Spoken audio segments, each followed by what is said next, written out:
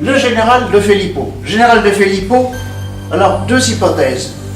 Soit il est envoyé par Charette, le général en chef de l'armée vendéenne, soit il est envoyé par les princes. Moi, je dirais carrément par les deux, puisqu'ils étaient tous en relation. Le général de Filippo, ici sur Sancerre, était en relation avec Charette grâce à un abbé qui s'appelait l'abbé Bataille. Et probablement,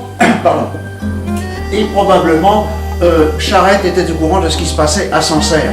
Et Charette avait, lui, de son côté, une certaine organisation, et en plus, il correspondait avec Louis XVIII, puisqu'on a retrouvé des lettres de sa correspondance. Alors maintenant, il existe quand même un sujet tout à fait bizarre, c'est que nous avons ici un canon, un des deux canons qui ont connu effectivement cette petite Vendée sancerroise, l'autre ayant explosé au cours d'une démonstration, une salve que l'on faisait pour le Saint-Napoléon à la porte César. Alors effectivement, peut-être ces servants avaient-ils un peu trop bu, et le canon un peu trop chargé, finalement, il leur a crevé dans les mains. Ça n'a fait aucune victime, et c'est un canon qui n'a jamais tiré d'autre chose que des salves, il n'avait que ça. Il n'a jamais tué personne.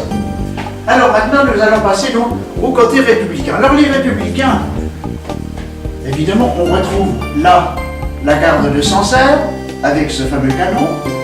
Il y avait des gendarmes, à cheval et à pied.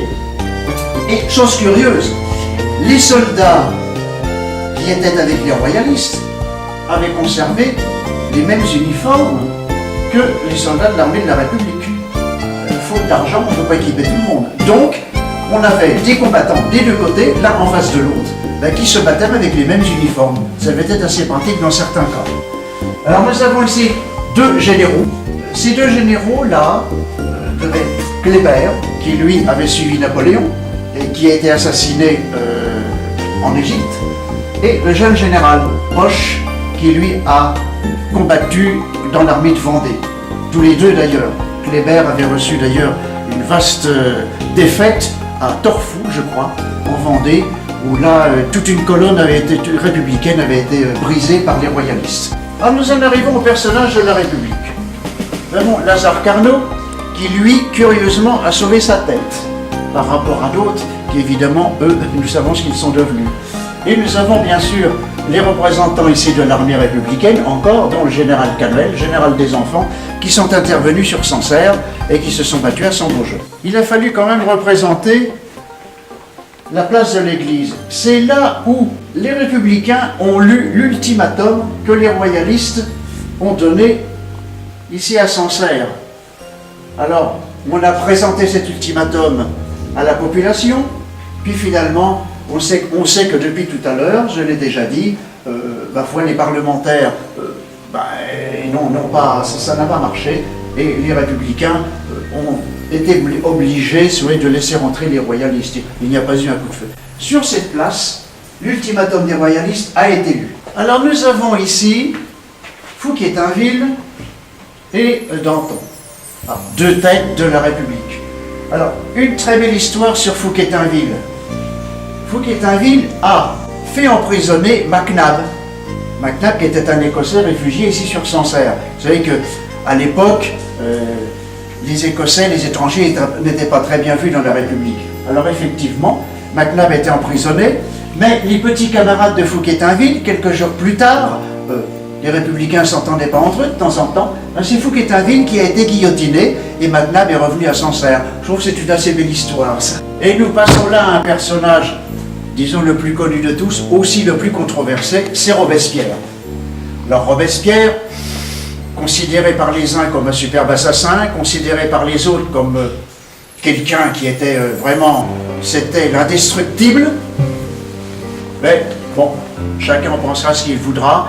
Il a quand même été, lui, l'instigateur des massacres de Vendée, qu'on le veuille ou non. Et puis, Heurtaud de la Merville. Le Heurtaud de la Merville, qui a encore des parents, ici, dans le Sancerrois. Heurtaud de la Merville était un monsieur de la petite noblesse. Et quand on était de la petite noblesse, on ne pouvait pas faire une carrière militaire avec un haut grade. Ce qui fait que la République lui a peut-être donné l'occasion, à ce moment-là, de se faire valoir. Et il a quitté la noblesse, il a donc quitté sa particule, il s'est appelé monsieur Heurtaud de la Merville. et il a été chef de district ici, dans la région du canton. Et il a facilement, disons, opéré de façon à ce que ses décisions soient un peu controversées. Était-il vraiment du côté royaliste? Était-il vraiment du côté républicain? En tout cas, il a sauvé sa tête et il a très bien fonctionné puisque finalement, il est resté chez lui tranquillement. La République ne lui a pas fait d'ennui. Le comte d'Artois, qui faisait partie de la famille royale et qui finalement n'a pas fait grand-chose. Il est venu avec les Anglais, mais il n'a rien fait en ce qui concerne la Révolution française, tout au moins la contre-révolution royaliste. Voilà. Et ici, vous avez effectivement tout ce qui vous montre de tous ces assignats qu'on a fait à cette époque, qui servaient à rien, ce n'était que du papier, et de jour en jour, nous avions de l'inflation de plus en plus courante, et qui montre bien que tous ces millions qui étaient mangés par l'État, finalement, ne servaient plus à rien, puisque la monnaie était dévaluée du jour au lendemain. Il fallait, je ne dirais pas une brouette pour aller chercher son pain, peut-être presque. Et bien voilà, cette petite visite est terminée. J'espère qu'elle vous aura plu. À la prochaine fois.